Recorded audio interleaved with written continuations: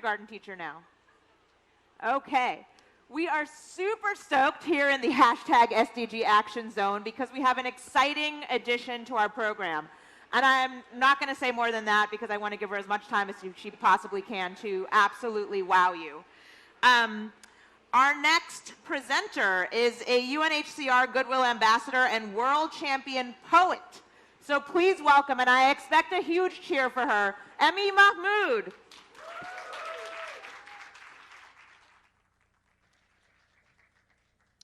Hi, can you hear me?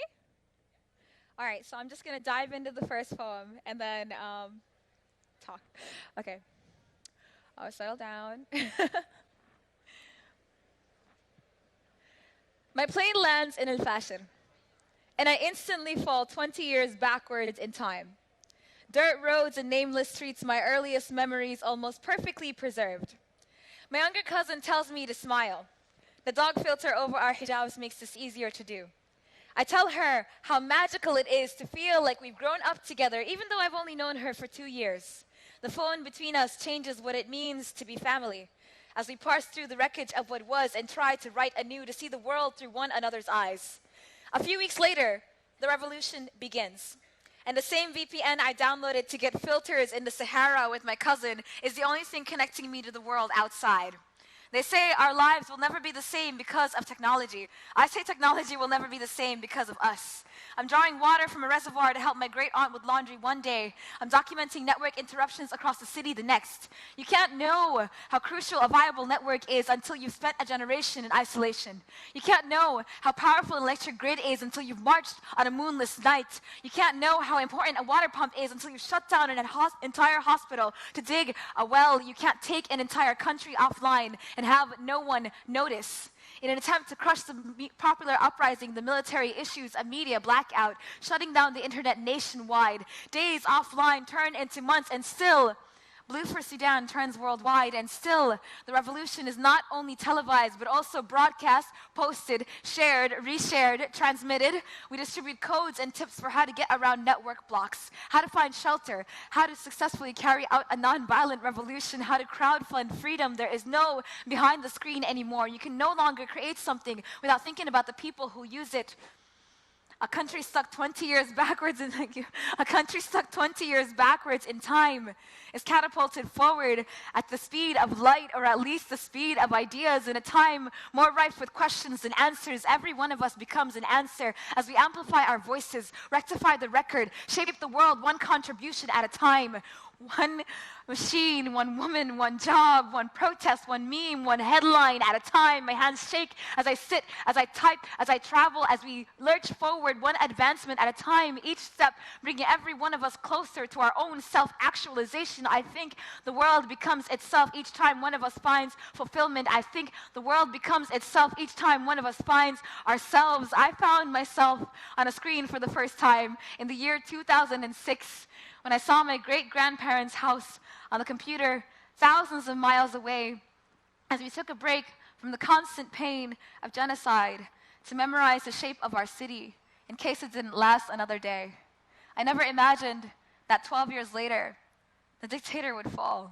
That 12 years later, our voices would be heard.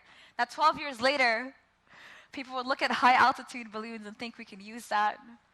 That environmentalists would plant trees with drones, that mothers and daughters would change age-old stereotypes with the touch of an app. I never imagined that 12 years later, I'd be standing in that same house next to that young woman who shares my face, my family tree, and a million pictures between when we meet and when we see each other next. Our hearts full as we prepare to move forward, armed with nothing but our phones, our smiles, and the sheer conviction to shape the world a little better this time around. Thank you.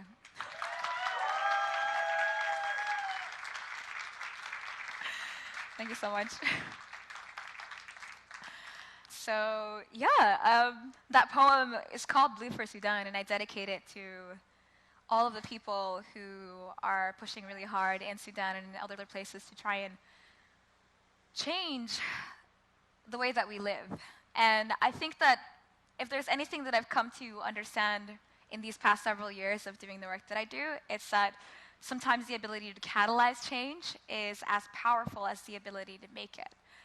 Because when each of us is one person, it's very difficult to imagine being able to move entire structures and apparatuses that have been upheld for generations, right?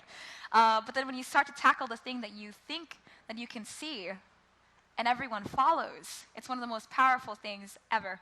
I remember I was in Sudan in the year 2017, so 2 years ago, when I saw this billboard that said, "Al-amn mas'uliyat al-jami'," which means security is the responsibility of all. And I thought, no, peace is the responsibility of all.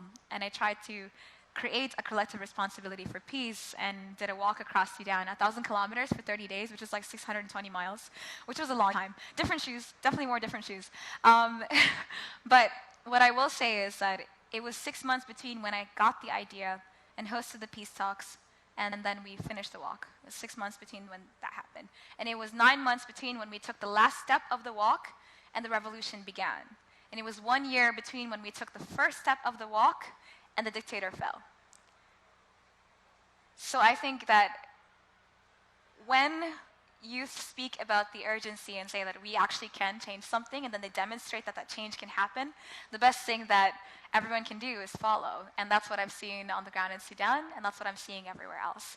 So I want to do this last poem called Mama, about my mom, and I hope she inspires you as much as she inspires me and all of the matriarchs in my family. So, are you ready? All right, let's go. Oh. Okay, I'll just do it. Here goes. So, I'm walking down the street when a man stops me and says, "Hey, yo, sister, are you from the motherland? Because my skin is a shade too dark not to have come from foreign soil.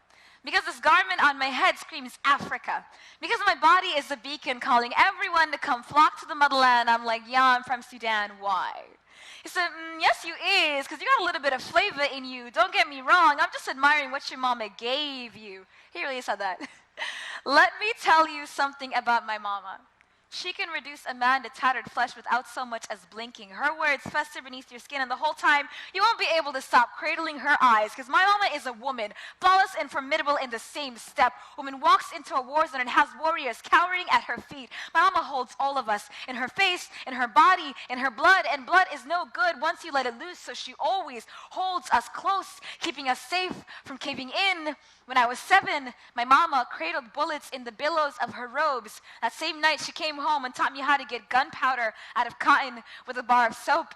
And years later, when the soldiers held her at gunpoint and asked her who she was, she said, "I am a daughter of Adam. I am a woman. Who the hell are you?" And the last time we went home, we watched our village burn. Soldiers pouring blood from civilian skulls as if they too could turn water into wine. The woman who raised me turned and said, "Don't be scared. I'm your mother. I'm here. I won't let them through." My mama gave me conviction. Women like her inherit bruised wrists, tired eyes, and a titanium-plated spine. The daughters of widows wearing the wings of amputees. They carry countries between their shoulder blades. Now, I'm not saying that dating is a first world problem, but these trifling guys seem to be. The kind who'll quote Rumi, but not know what he sacrificed for war.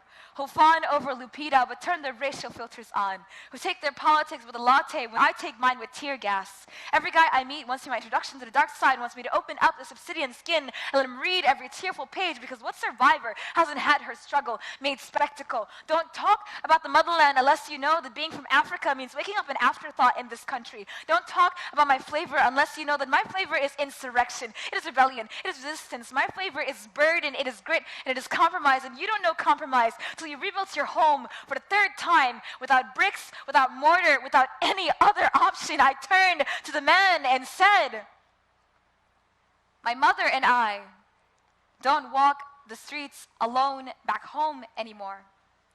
Back home, there are no streets to walk anymore."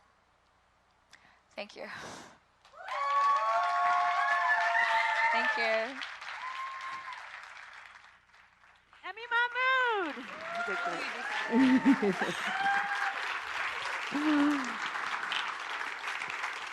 Aren't you glad you came and sat here?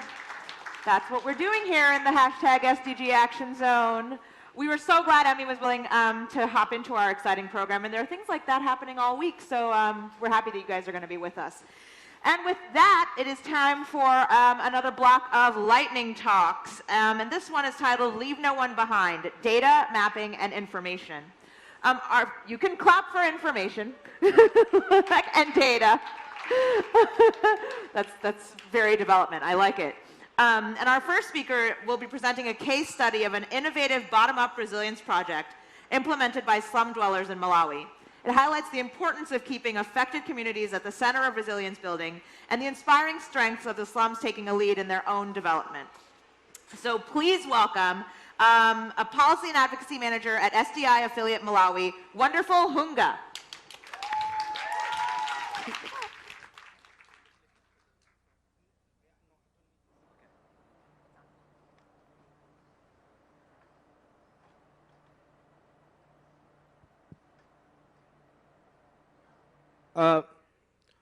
Maybe before I begin my talk, who knows where Malawi is?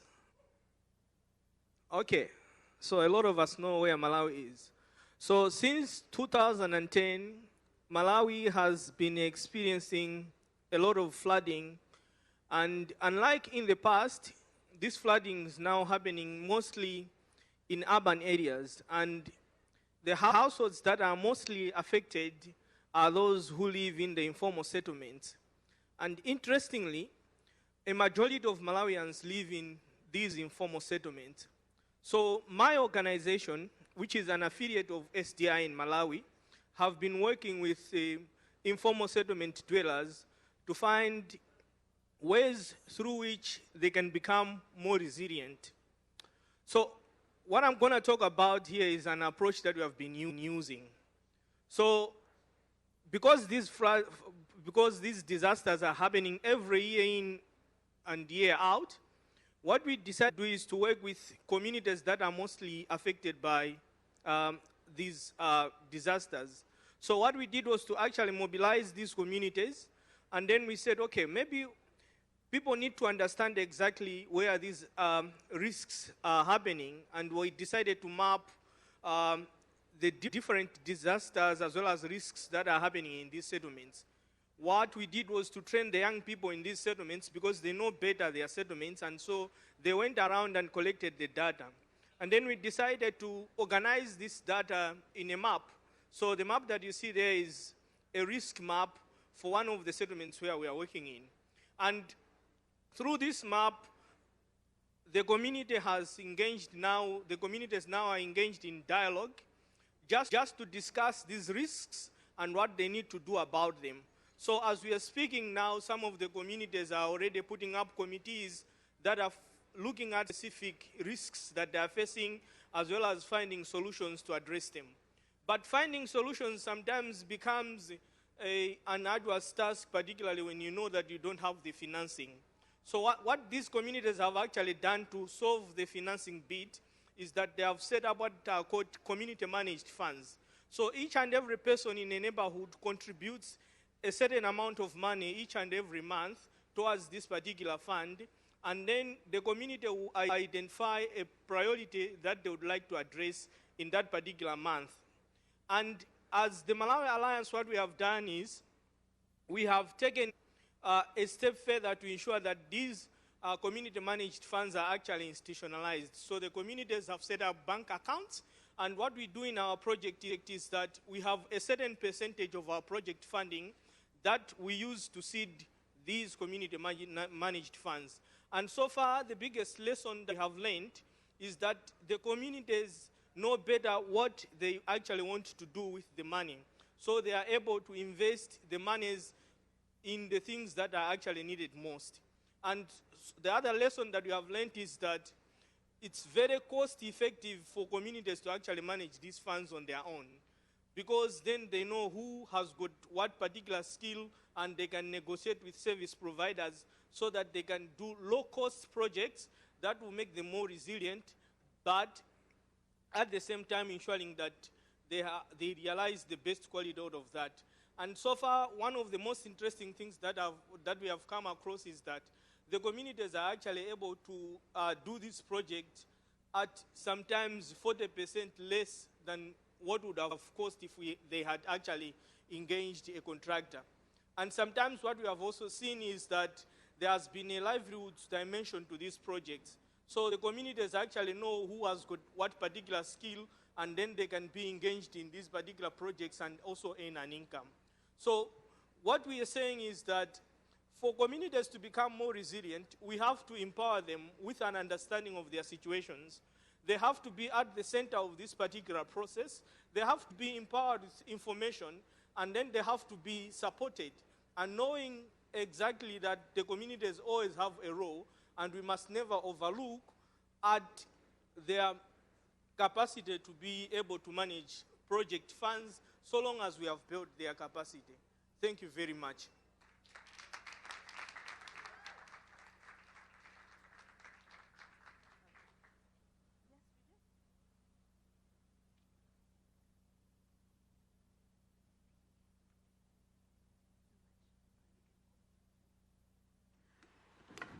Let's have another round of applause for wonderful Hunga, who was 2 minutes under time. We like to do it right here in the SDG Action Zone. So, how can making data easier to find, share, and use improve the efficiency and effectiveness of humanitarian response, and in turn, the likelihood of achieving the SDGs? Our next speaker is going to answer that question and talk a little bit about the OCHA Center for Humanitarian Data, which was established to increase the use and impact of data in humanitarian response. So please welcome Partnerships Manager at the Center for Humanitarian Data at OCHA, Kareem Albayar.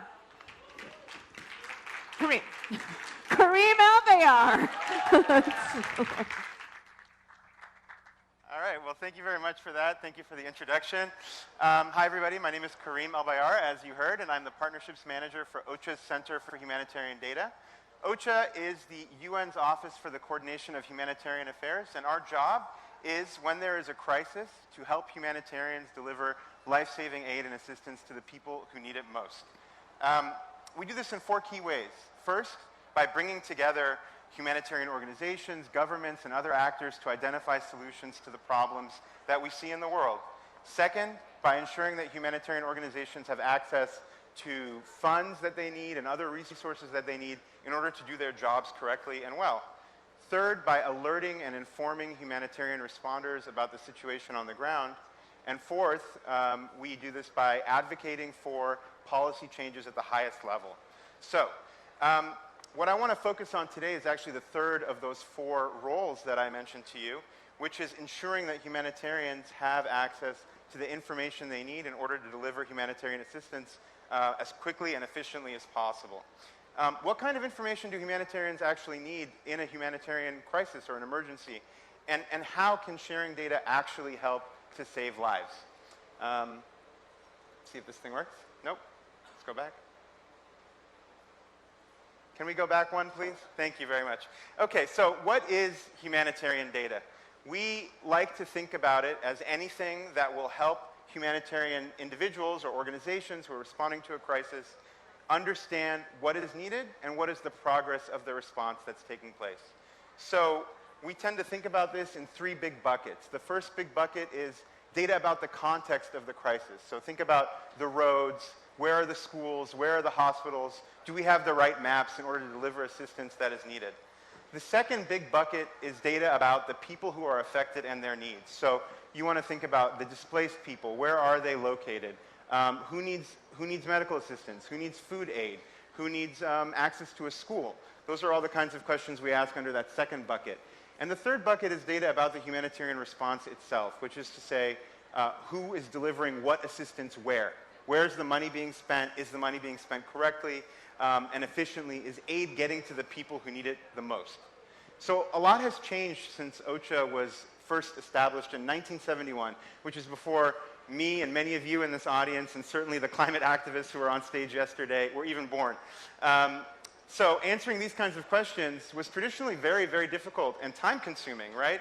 We would sit around a large table, bring together a bunch of different actors every few weeks and say, where are you delivering aid? What do you know about the situation? Who can share the information that is needed? Very often, that critical, life-saving information about humanitarian assistance was not available to policymakers until weeks or even months after it was collected from the field.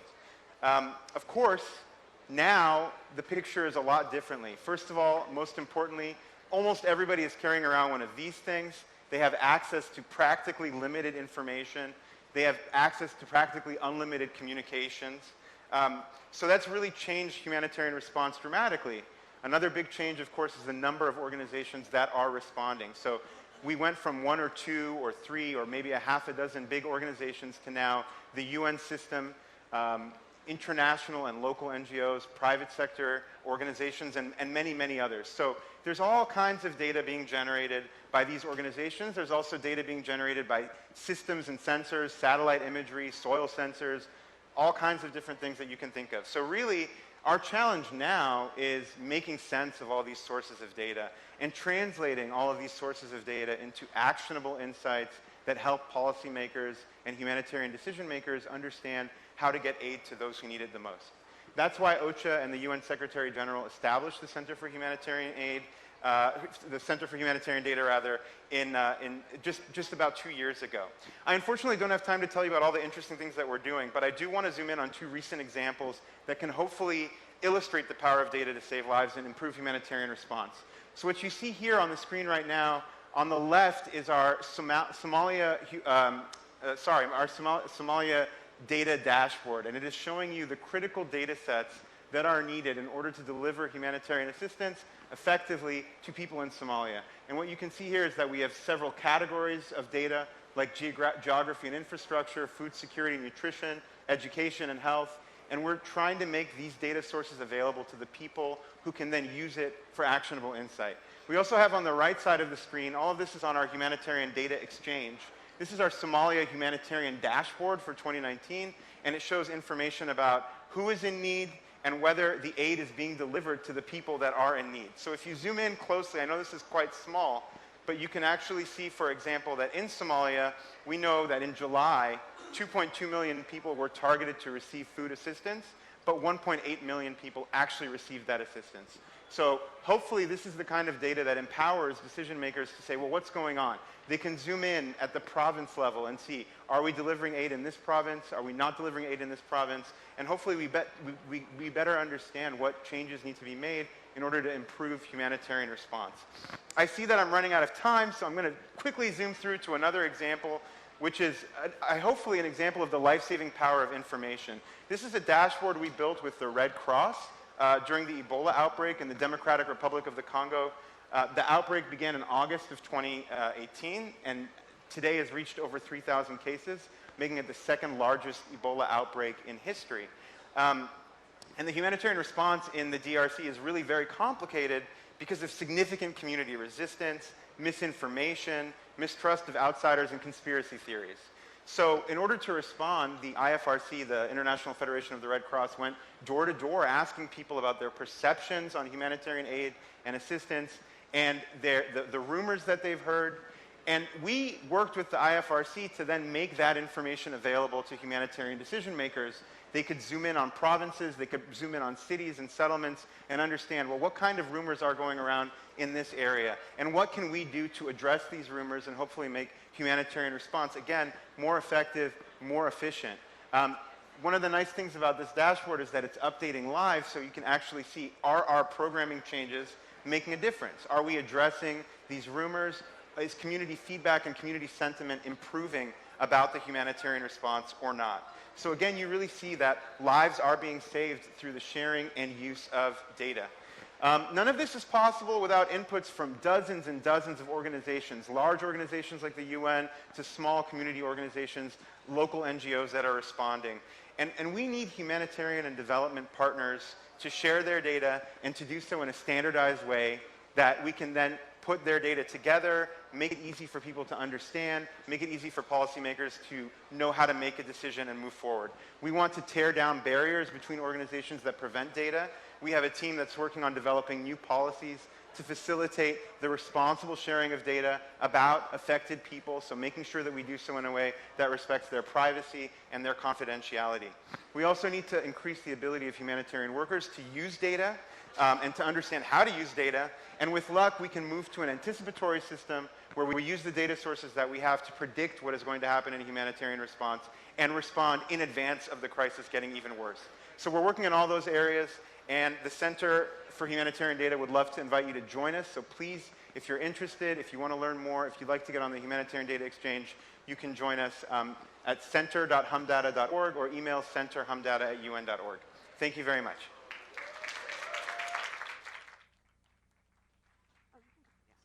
No worries. Let's have a huge round of applause for all our morning speakers, and Kareem Albayar, please.